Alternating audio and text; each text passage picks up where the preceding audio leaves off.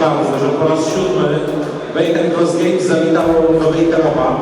Cieszę się, że dla zawodników to miejsce stało się już takim miejscem na mapie, w którym warto być, w którym warto wystartować.